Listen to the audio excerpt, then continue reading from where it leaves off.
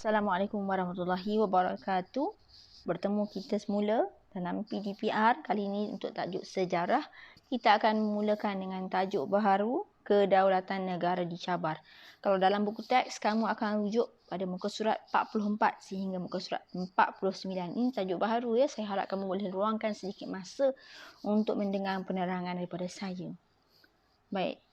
Kali ini, objektif pembelajaran pada kali ini, pertama sekali, kamu boleh mengetahui istilah naungan, campur tangan dan penjajahan. Cikgu ulang, kamu boleh tahu apa itu naungan, apa itu campur tangan dan apa itu penjajahan.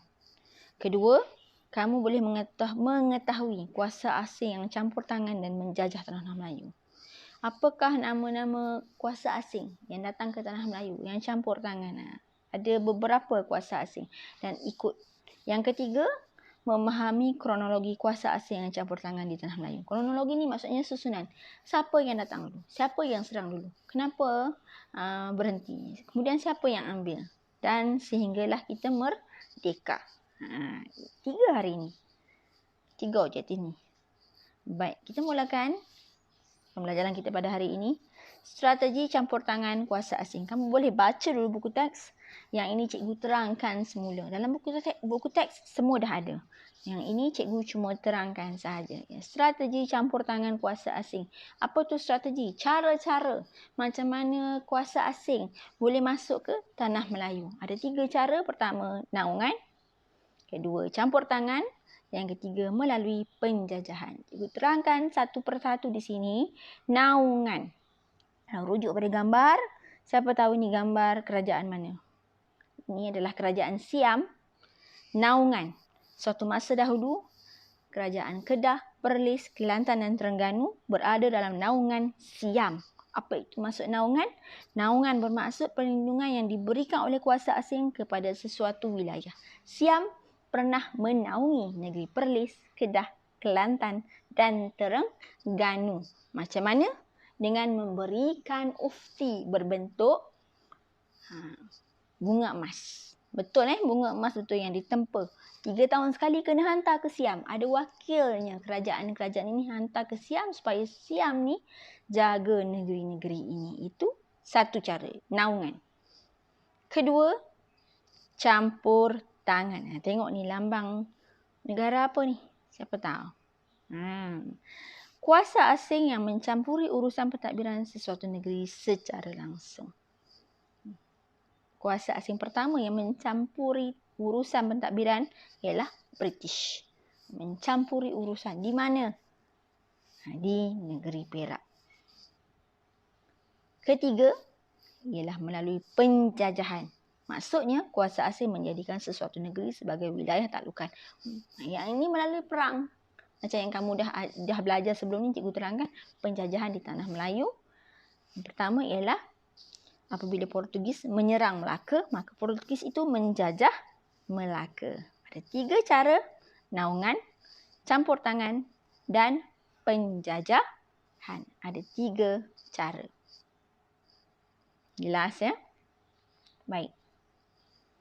Kuasa asing yang pertama yang mencampur tangan dalam tanah Melayu ialah Siam. Ya, macam cikgu terangkan tadi, Siam menerima ufti daripada kerajaan Perlis, Kedah, Kelantan dan Terengganu berbentuk bunga emas. Memang dibuat, digali emas tu, dicari, ditempa, dicanai dan berbentuk bunga emas dan juga dengan beberapa lagi barangan yang perlu dihantar ke kerajaan Siam untuk melindungi Perlis, Kedah, Kelantan dan Terengganu ni. Tiap-tiap negeri ni ada hantar 3 tahun sekali. Yang ini cikgu terangkan. Samalah. Tetapi akhirnya, kalau kamu tengok di sini, Siam menyerahkan Perlis, Kedah, Kelantan dan Terengganu kepada British melalui perjanjian Bangkok. Kiranya Siam ni macam mana pada pandangan kamu? Serahkan dia. Kita dah beri wang emas kat dia, dah beri pokok emas, bunga emas, dah bagi macam-macam. Akhirnya Siam menyerahkan juga kerajaan-kerajaan kecil ini kepada British. Itulah kesudahannya. Kedua, yang ini melalui penjajahan. Portugis menyerang Melaka melalui penjajahan. Menyerang Melaka masa itu Sultan Mahmud Shah yang telah kalah akhirnya berundur dan berakhirlah Kesultanan Melayu Melaka. Dan Melaka dijajah oleh Portugis pada tahun 1511. Yang ini ya, di kota Formosa. Tinggalan Portugis di Melaka. Siapa pernah pergi Melaka boleh nampak bangunan ini. Yang ketiga, kuasa Belanda. Belanda menyerang Portugis di Melaka. Bila? Portugis dah duduk di Melaka lama. Belanda ni lama dah teringin sangat nakkan Melaka. Sebab Melaka ni strategik ya. Macam cikgu cerita, jadi tempat pelabuhan. Belanda nak sangat menyerang Melaka. Tapi agak sukar. Dan Belanda menguasai kepulauan-kepulauan di Maluku, di bahagian Indonesia, di bawah dulu. Akhirnya Belanda berjaya menyerang Portugis, perang juga dan Portugis kalah dan akhirnya Belanda menjajah Melaka pada 1941. Lama menjajah, akhirnya Belanda menyerahkan Melaka kepada British pada tahun 1824 melalui perjanjian Inggeris-Belanda. Tahun-tahun ni kamu tak perlu hafal, cukup kalau kamu dengar sahaja. Ya, ada 3 dah ni. Tadi cikgu ulang, Siam, Portugis, Belanda. Yang keempat, barulah datang British. Kalau kamu tengok ni, di mana ni? Yang ini Padang Kota Lama. Yang ini adalah Tugu Sir Francis Light di Pulau Pinang. Yang ini pun di Pulau Pinang. Siapa pernah pergi Padang Kota Lama mesti boleh nampak.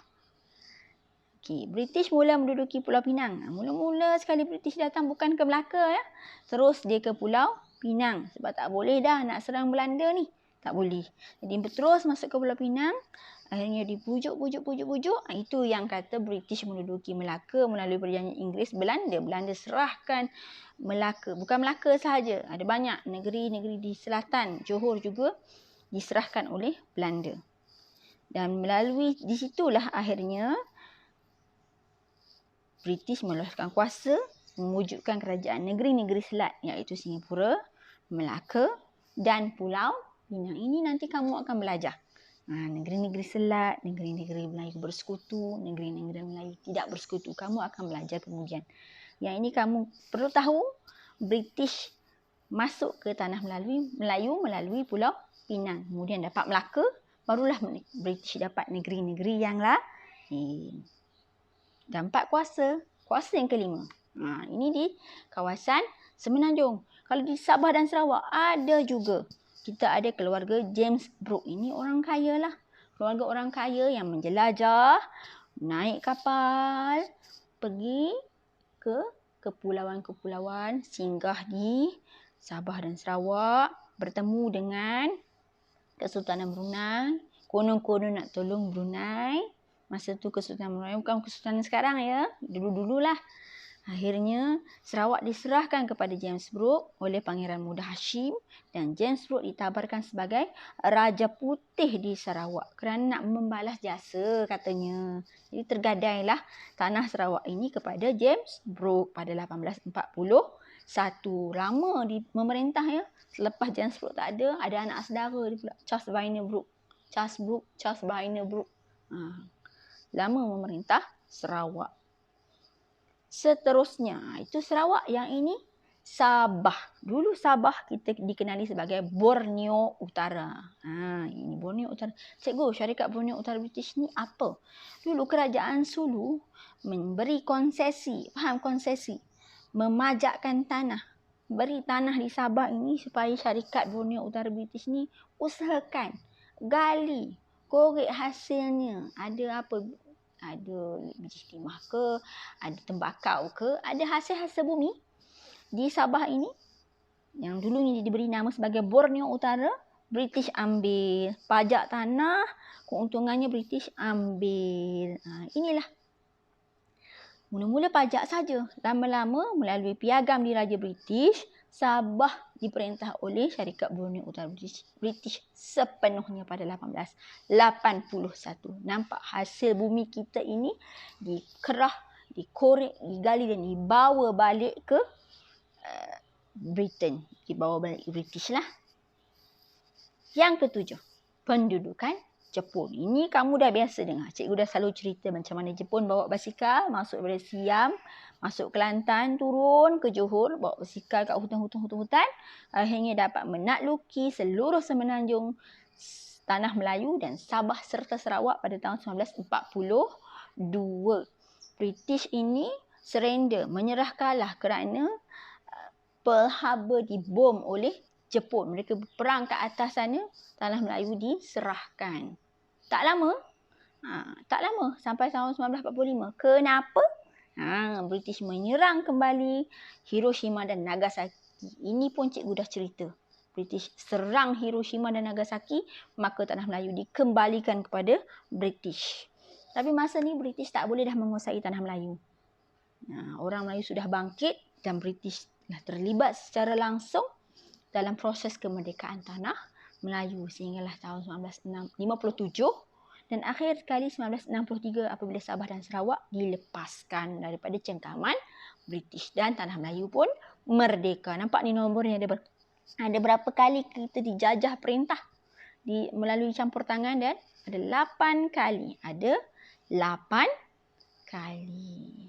Ya, kalau kamu nak ulang, kamu boleh dengar balik slide ni. Tak ada masalah. Tugasan hari ni, kamu kena lengkapkan peta pemikiran. Sebelum lengkapkan peta pemikiran, boleh ulang balik apa yang cikgu terangkan. Boleh tengok buku teks, boleh rujuk semula. Barulah kamu lengkapkan peta pemikiran yang cikgu bagi nanti. Dan boleh jawab soalan-soalan kuis cikgu. Jelas ya? Itu sahaja pembelajaran pada hari ini. Ringkas, padat, tak boleh cakap banyak-banyak. Nanti data kamu habis. Kamu boleh ulang, boleh rujuk buku teks, jawab soalan mudah. InsyaAllah, jika sekolah boleh dibuka, cikgu akan refresh balik tajuk ni. Cikgu akan terangkan secara terperinci lagi untuk kamu. Sekian. Assalamualaikum warahmatullahi wabarakatuh.